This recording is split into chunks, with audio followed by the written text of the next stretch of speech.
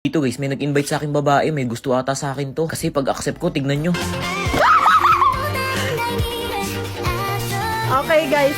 Halatang kinilig siya, 'di ba? Pero lalo siyang kikiligin kapag nag-most cube ang bida. Tapos dito medyo napatitig ako sa kanya kasi may tinataglay din pala siyang ganda. Hala? Hala guys. Ay, ang pogi.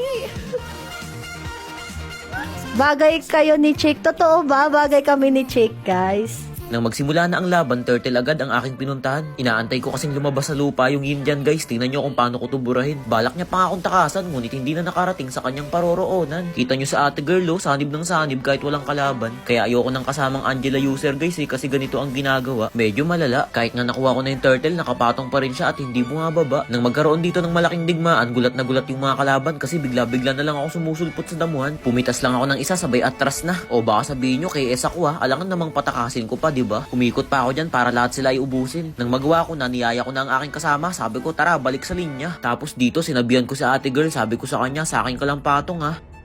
Sa akin ka lang patong.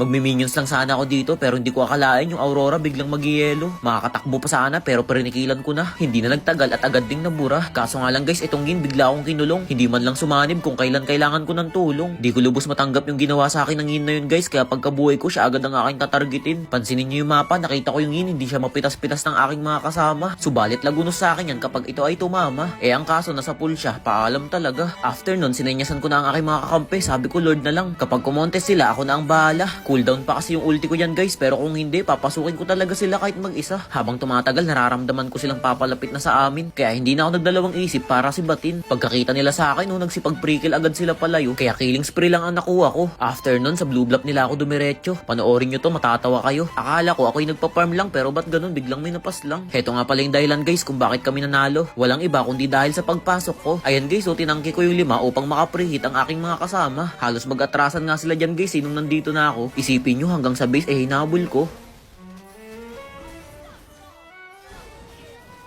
Nang maubos ko yung 3 sa kanila, ako'y nag-back muna upang magpalit ng emo. Pero sa isip-isip ko ay kaya nang tapusin to. Kaya sabi ko sa kanila, sige tower lock nyo na, susunod ako. Chick. Asan na si Chick? Asan na si Chick?